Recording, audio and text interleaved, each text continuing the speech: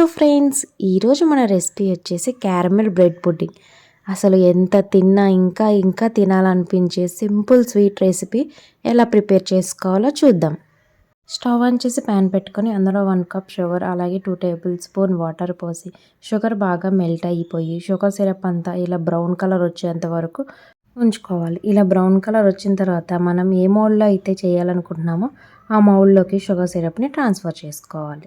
ఇప్పుడు ఒక mixer jar తీసుకొని అందులో 2 బ్రెడ్ స్లైసెస్, అలాగే 1 ఎగ్, 1 కప్ మిల్క్, కొంచెం వెనిలా ఎసెన్స్ వేసుకొని ఒకసారి గ్రైండ్ చేసుకోవాలి. ఇలా అన్నీ మంచిగా గ్రైండ్ అయిన తర్వాత ఇందులో 2 టేబుల్ స్పూన్ షుగర్ కూడా యాడ్ చేసుకొని ఒకసారి మంచిగా గ్రైండ్ చేసుకొని మనం ఇందాక ఎందులో అయితే షుగర్ సిరప్ తీసుకున్నామో అందులో గ్రైండ్ చేసుకున్న బ్రెడ్ మిల్క్ని పోసుకోవాలి. అలా పోసుకున్న తర్వాత స్టవ్ మీద గిన్నె పెట్టుకొని అందులో వాటర్ పోసి మనం చేసుకున్న ఈ మిల్క్ని బేక్ చేసుకోవాలి.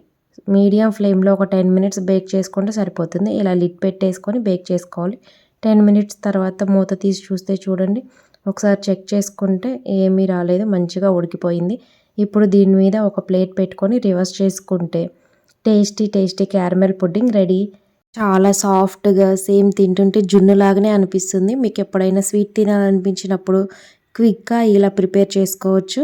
రెసిపీ నచ్చితే లైక్ చేయండి. అలాగే ఇలాంటి మరిన్ని రెసిపీస్ కోసం మన ఛానల్ సబ్స్క్రైబ్ చేయండి. Thanks for